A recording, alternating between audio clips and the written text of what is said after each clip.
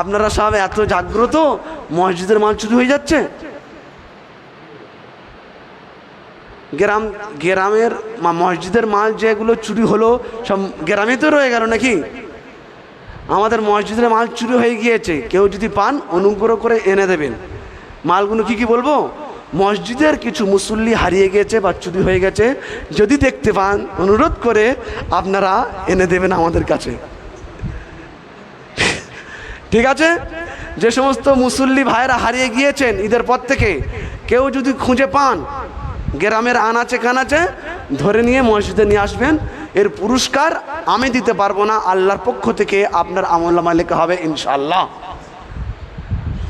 তো আমরা ঈদ পালন করলাম, কিন্তু ঈদের ভিতর থেকে আমাদের অনেক গুনাহ হয়ে গেল। অনেক ছেলেপুলে ঈদের দিনেই বাইক নিয়ে এত মানজাব পোশাক পরে হেঁটে চলে গেল, মুখের ভাষা শুনলে সাথে সাথেই তার ঈমান ধ্বংস হয়ে যাবে। এত বিধিবিচ্ছিরি ভাষা মুসলমানদের।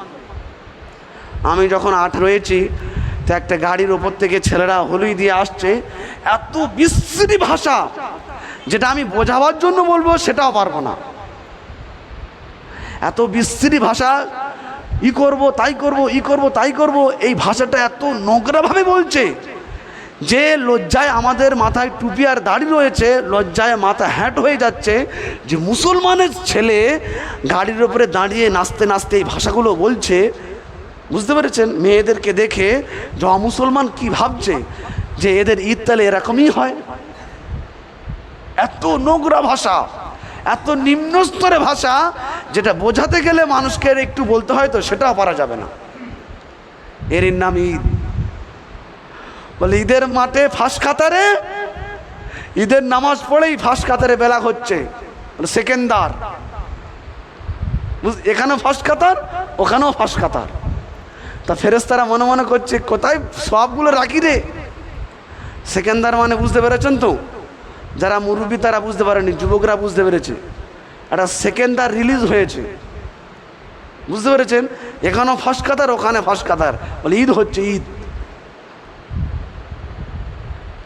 সারা রমজান মাস তুমি রোজা রাখলে আর নিমিষেই তুমি তোমার নেকিগুলোকে তুমি ধূলিসাৎ করে দিলে। আল্লাহ নবী সাল্লাল্লাহু আলাইহি ওয়াসাল্লাম বলেছেন যে আমি যেটা ঈদের দিনে বলেছিলাম, যে ব্যক্তি সারা রমজান মাস রোজা রাখলো আর ঈদের নামাজ পড়তে এলো, ঈদের নামাজ পড়ে সে যখন বাড়িতে ফিরে গেল, মাসুম হয়ে নিষ্পাপ হয়ে সে চলে গেল। সুবহানাল্লাহ। একদম সমস্ত গুনাহ তার ঝরে গেল। অথচ আমরা গুনাহের ভিতরে লিপ্ত রয়েছে। আবার আমি লক্ষ্য রাখলাম, আমি বাড়ির অভিভাবক হয়েছি, আমি পিতা, আমি দাদা, কিন্তু আমার স্ত্রীকে, আমার মাকে, আমার বোনটাকে যে পোশাকটা কিনে দিয়েছি সেটা মার্জিত পোশাক হয়নি। যে পোশাকটা দেখে মার্জিত পোশাক মনে হয়নি। যে সারা মাস রমজানের রোজা রেখে এরা ঈদের আনন্দ করছে, আলহামদুলিল্লাহ, এটা বিশ্বনবীর পক্ষ থেকে আমাদের কাছে এসেছে, তোমরা ঈদের আনন্দ করো, খুশি করো। ঈদের আনন্দ তোমরা একে অপরকে বিতরণ করো, কিন্তু ঈদের আনন্দটা যাতে ইসলামের শরীয়তের ভিতরেই থাকে, ইসলামের শরীয়তের ভিতর থেকে বাইরে না হয়ে যায়, সে লক্ষ্য তোমাকে করতে হবে। আমরা লক্ষ্য করতে পারি নাই। আমি এমন একটা পোশাক কিনে দিয়েছি আমি আমার স্ত্রীকে, আমি আমার বোনকে, যে পোশাকটা শরীয়তের সাথে কোনো মিল নাই, মার্জিত পোশাক হয় নাই। আল্লাহ সুবহানাহু ওয়া তাআলা কি বলেছেন? আল্লাহ রাব্বুল আলামিন বলেন, অকরনা ফি বুয়ুতিকুন্না ওয়ালা তাবাররাজনা তাবাররুজাল জাহিলিয়াতিল উলা। তোমরা তোমাদের মেয়েদেরকে, নারীদেরকে এমন একটা পোশাক পরিয়ে রাখবে যে পোশাকটা মার্জিত মনে হয়। বাড়ির তোমরা পরিবেশটা, বাইরে যখন যাবে বাড়ির পরিবেশটা তোমরা বাইরে নিয়ে চলে যাবে। কিন্তু আমরা এমন এক পোশাক পরালাম যেটা মার্জিত পোশাক হয় নাই।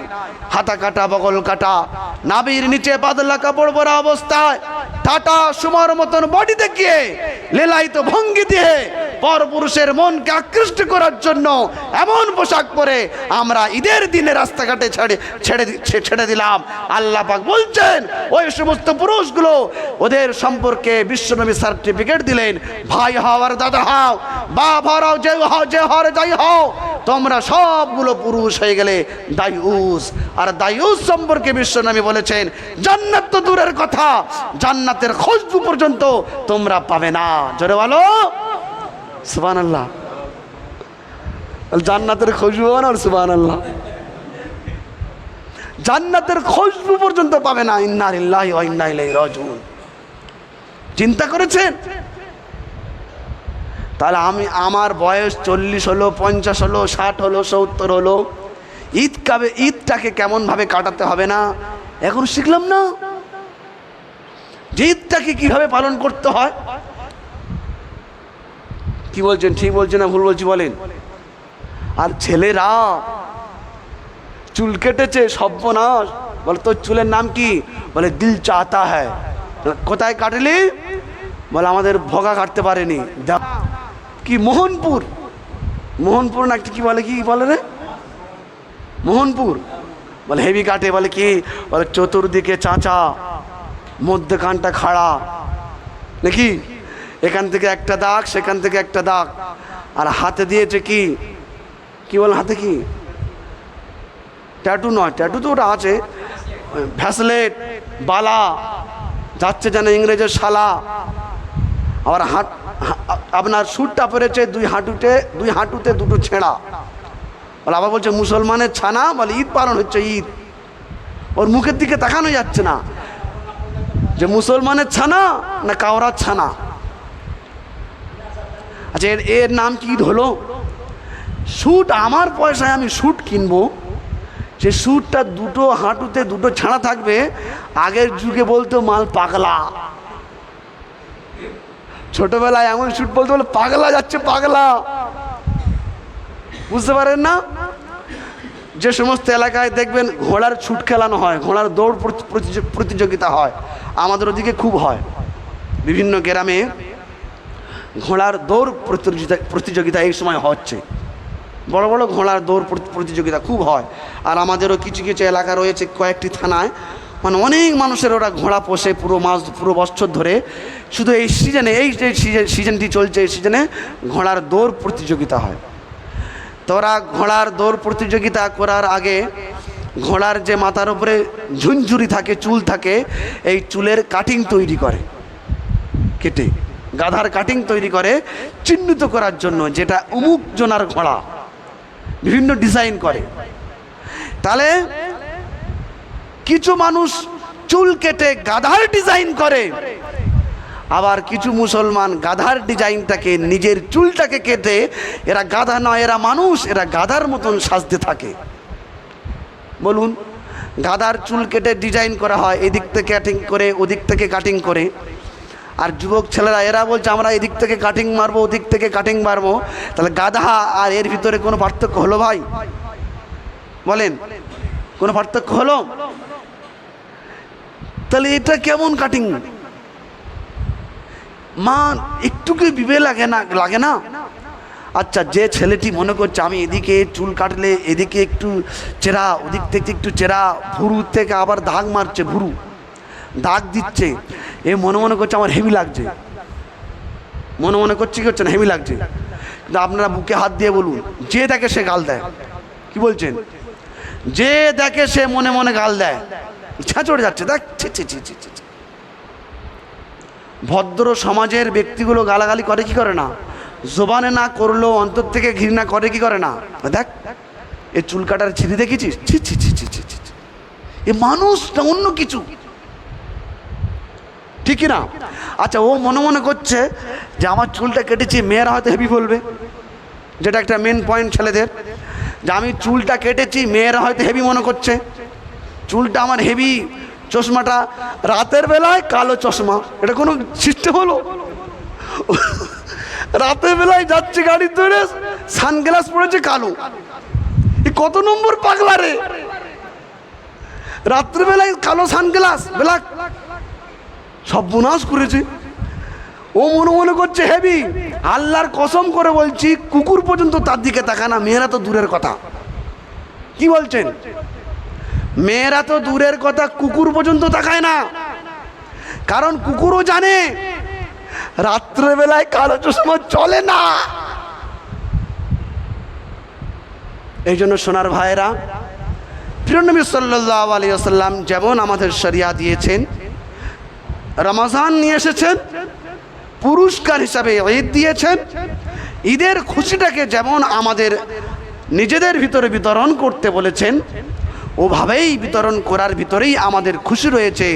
আর আমরা মনে করছি বিশ্ব নবীর নিয়ে আসা ঈদের খুশিটা ওটা খুশি নয়, আমাদের ডিজাইনটা এটাই ঈদের খুশি। আল্লাহর কসম করে বলছি, এটা ঈদের খুশি নয়।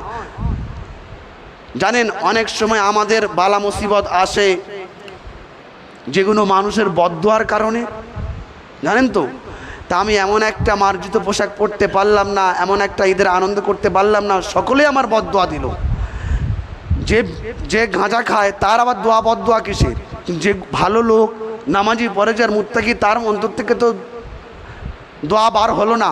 দেখ ঈদের দিনে কি পোশাক পরেছে, দেখ চুলের কাটিং, দেখ কার ছেলে রে, বলে কি বলে না।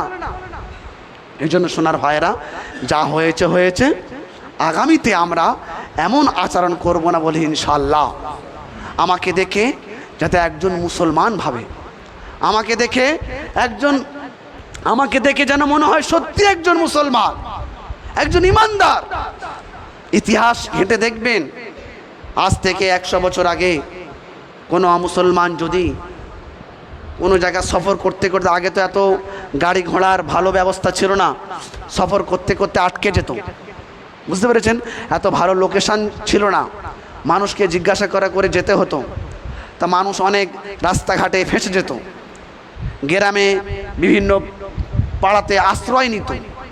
ইতিহাস ঘেঁটে দেখবেন, একজন অমুসলমান, মুসলমানের কথা বলছি না, একজন অমুসলমান সে যখন কোনো রাস্তাতে ফেঁসে যেত, জিজ্ঞাসা করতো এখানে গ্রাম কোথায় রয়েছে।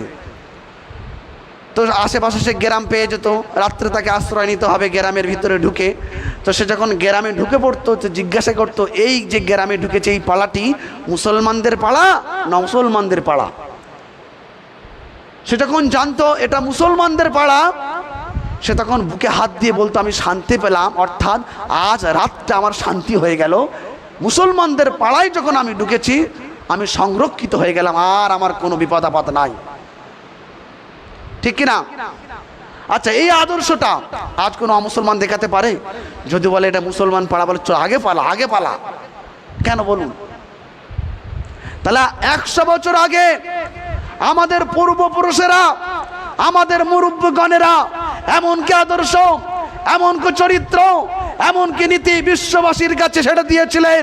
বিশ্ববাসী যখন মুসলমান এলাকাতে ঢুকতো, ভাবতো মুসলমান এলাকাতে ঢুকেছি, আমি আমার আশ্রয়ের জায়গা খুঁজে পেয়েছি, এটা আমার নিরাপদের জায়গা, নিরাপদের আমার স্থান, আর আমার কোনো ভয় নাই।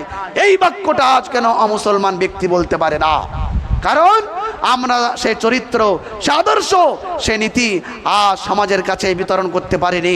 আজ আমাদের নীতি, আদর্শ, চরিত্র এত জঘন্যতম হয়ে গেছে। ঠিক কিনা বলেন? মুজাফফরনগরে ইংরেজের আমল চলছিল, একটা মুসলমান আর অমুসলমানের ভিতরে লড়াই। বলছে সাক্ষী দেবে কে? বলে এই এলাকার সব থেকে বড় আলেম আছে কে? বলছে কে? ইংরেজের জজ, ইংরেজের লাট সাহেব। লাট মানে কি, লর্ড মানে কি? সবচেয়ে বড় যারা ইংরেজদের ভিতরে খতরনাক।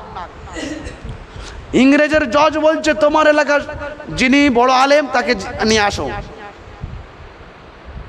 তাকে নিয়ে আসো। বড় আলেমকে নিয়ে আসা হলো। জিজ্ঞাসা করছে আপনি কি আলেম?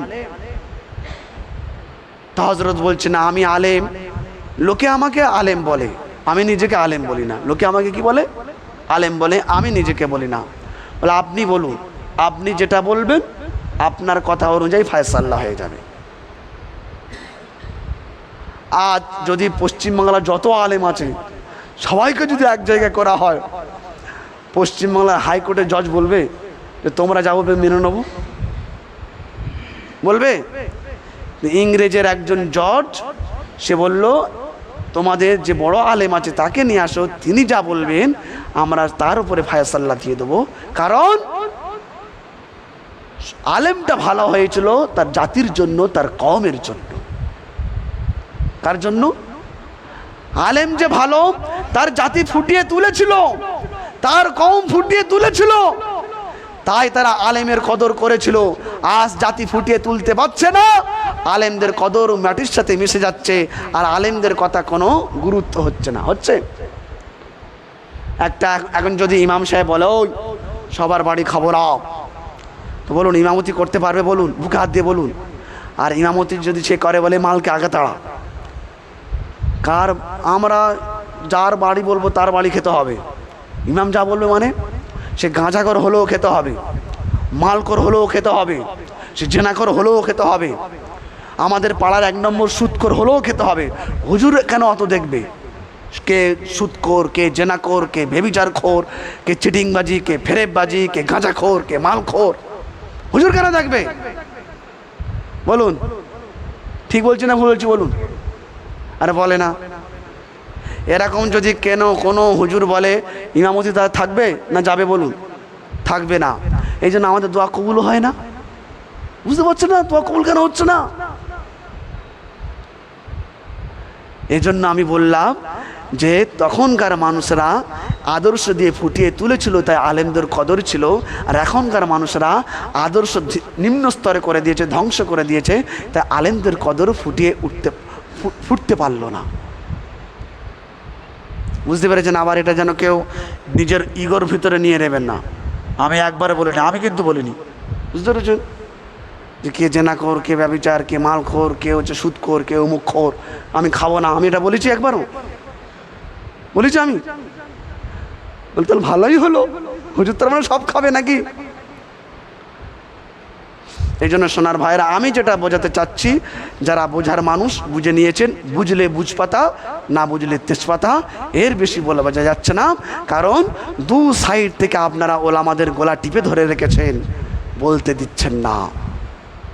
2 সাইড থেকে, আপনার এলাকার কথা বলছি না, সব মসজিদের কথা বলছি, পশ্চিমবাংলার, শুধু আপনাদের মসজিদ বাদ। পশ্চিমবাংলার যত মসজিদ রয়েছে সমস্ত মসজিদের এলাকার মানুষরা ইমামদের 2 সাইড থেকে গোলাগুলো টিপে ধরে রেখেছে, তাই আমাদের দোয়া কবুল হলো না। আর কি হলো? রাত 12টার পরে রায় বেরিয়ে গেল যে ওয়াকফ বোর্ড, আইন পাশ হয়ে গেল যে ওয়াকফ বোর্ড আর আপনাদের হাতে থাকছে না। ভালোই হলো, অত কি, অত ঝামেলায় যা কি দরকার, ও যা পাচ্ছে করুক না। দেখুন ওলামারা খাওয়া বাদ দিয়ে আন্দোলন শুরু করে দিয়েছে, শেষ ফায়সাল্লা পর্যন্ত দেখুন কি হয়। আল্লাহর রহমতে ওলামারা কাফনে কাপড় বেঁধে রাস্তা নেমে পড়েছে পুরো ভারতবর্ষ। বলে আইন হয়েছে ঠিক আছে, কিন্তু এই আইন আমরা বাস্তবায়ন হতে দেবো না, তাতে শেষ রক্ত বিন্দু দিয়ে হলেও আমরা লড়াই করে যাব। ওসব কোথায় ড্রিম, ওসব মোবাইলে কি যে ওই খেলাগুলো হয় লাগা, 30,000, 10,000, 20,000 টাকা কখন লাগে লাগুক। বলে এখন কি আর আপনার ওই লটারি টিকিট কি আর দোকানে গিয়ে কাটতে হবে? সব মাল ঘরে শুয়ে শুয়ে হবে। বেশিরভাগ যুবক সুদের সঙ্গে সম্পৃক্ত। তুমি মনে করছো কেউ দেখতে পাচ্ছে না, আমার আল্লাহ দেখতে পাচ্ছে, শুনে রেখে দাও। যে পয়সা নিয়ে তোমার রক্ত তৈরি হচ্ছে, তোমার ওই রক্তে বাচ্চা পয়দা হচ্ছে, শুনে রেখে দাও, তোমার ওই বাচ্চা আল্লাহওয়ালা হবে না, তোমার ওই বাচ্চা মসজিদমুখী হবে না, মসজিদকে সে দেখে ঘৃণা করবে, সে ওই তেরে নাম, ব্রেক ডান্স, কাঁটা লাগা, দেড়ে লাগা, ফটো লাগা কোথায় আছে সে চলে যাবে, আল্লাহর ঘরে আসবে না। তুমি মনে করছো কেউ বুঝতে পারে না? মোবাইলে তুমি কি খেলছো? ওটা মোবাইলে কি বলে? জুয়া খেলছো। কি ড্রিম কি বলে ওটা? IPL খেলা চলছে, জুয়া খেলছে ওরা। মনে করলো কেউ বুঝতে পারছে না। সাবধান হয়ে যাও, আযাব কিন্তু খুব সন্নিকটে চলে এসেছে। তোমার পাশের দেয়াল তোমার পিঠে থেকে গেছে। না তুমি দুনিয়াতে বাঁচতে পারবে আরামের সাথে, না আখিরাতে বাঁচতে পারবে আরামের সাথে। এ সমস্ত সুদ থেকে নিজেকে বাঁচাও, জুয়া থেকে নিজেকে বাঁচাও। এমনও কি রমজান মাস চলছিল, তারপরও রাতের অন্ধকারে এসার পরে নাকি রাস্তায় আপনার তাস খেলা হচ্ছিল, জুয়া খেলা হচ্ছিল। লজ্জা শরম লাগে না? তোমাকে এত বারবার বলা হচ্ছে এই জন্য আল্লাহ পাক রব্বুল আলামিন আমাদের সকলকে এই সমস্ত গুনাহ থেকে আমাদেরকে হেফাজত করুন, সকলে বলে আমিন। ওয়া আখিরু দাওয়ানা আনিল হামদুলিল্লাহি রাব্বিল আলামিন।